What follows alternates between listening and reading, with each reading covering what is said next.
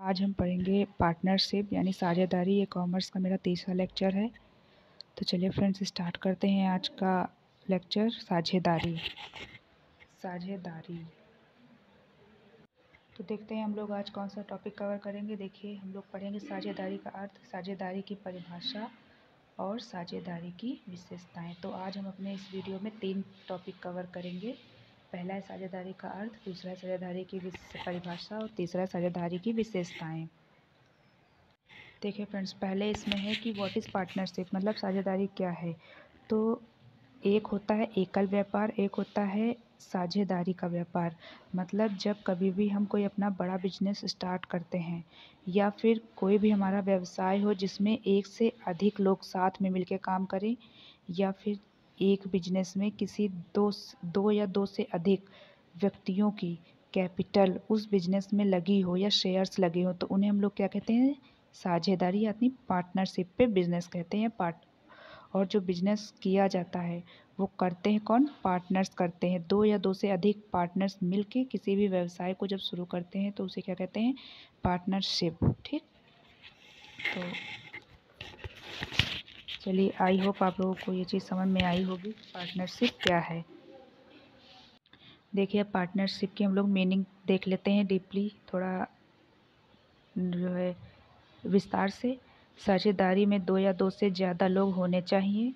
Second है साझेदारी में लाभ या हानि को बांटा जाता है। मतलब जो साझेदारी में बिजनेस किया जाता है उसमें हम लोग प्रॉफिट एंड लॉस को बांटते हैं।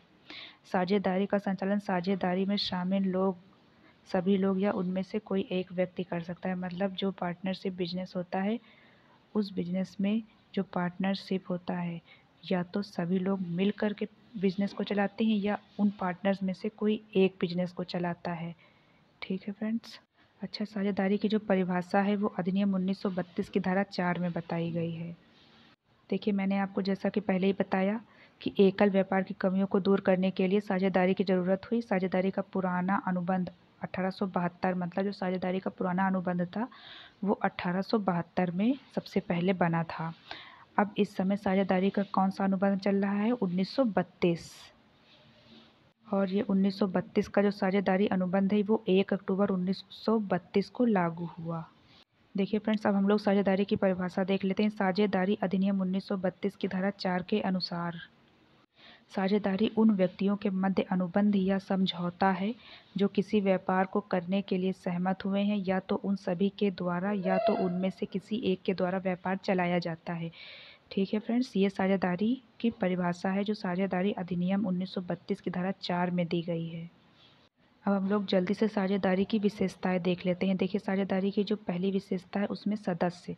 साझेदारी में जो साझेदारी से बिजनेस किया जाता है, व्यापार किया जाता है, उसमें जो पार्टनरशिप होती है उसमें मिनिमम यानी कम से कम 2 सदस्य होने चाहिए और ज़्यादा से ज़्यादा यानी मैक्सिमम 50 होने चाहिए, यानी 50 सदस्य होने चाहिए। अच्छा, इसका जो सेकंड इसकी विशेषता है वो है अनुबंध या समझौता। मतलब इसे साझेदारी होती है उसमें अनुबंध या समझौता किया जाता है। अनुबंध या समझौता 2 तरीके से किया जा सकता है, लिखित या मौखिक या फिर दोनों। ठीक है फ्रेंड्स, या तो समझौता जो हो सकता है या तो लिखित रिटर्न होना चाहिए, मौखिक यानी ओरल में होना चाहिए, या ये दोनों में भी हो सकता है।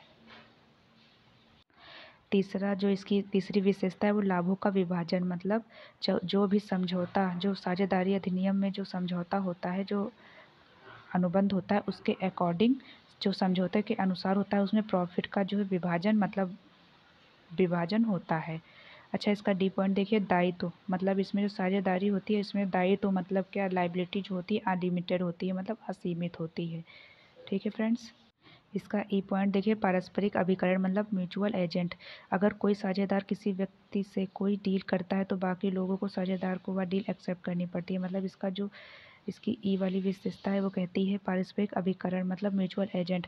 अगर कोई पार्टनरशिप, ठीक है, कोई पार्टनरशिप में बिजनेस चल रहा है, अगर उसमें से किसी एक पार्टनर ने कोई डील कर ली तो जितने भी बचे हुए पार्टनर्स होंगे वो डील उनको भी माननी पड़ेगी। साझेदारी का नियम है।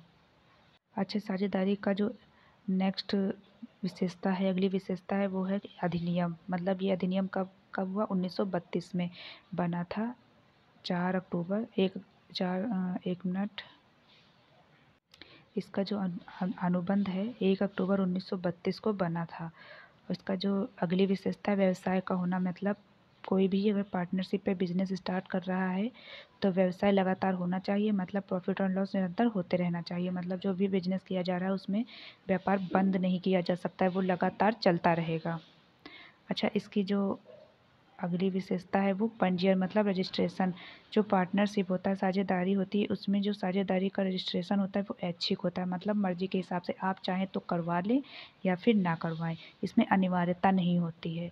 ये चीज़ आप लोग फ्रेंड्स ध्यान रखिएगा, बहुत ही इम्पॉर्टेंट पॉइंट है ये। पंजीयन रजिस्ट्रेशन मतलब जो पार्टनरशिप होती है उसका जो रजिस्ट्रेशन होता है वो ऐच्छिक होता है, मतलब पार्टनर्स के मन के हिसाब से होता है। अगर वो चाहें तो पार्टनरशिप में रजिस्ट्रेशन करवाएं या फिर वो ना करवाएं। तो फ्रेंड्स, ये था हम लोगों का आज का लेक्चर।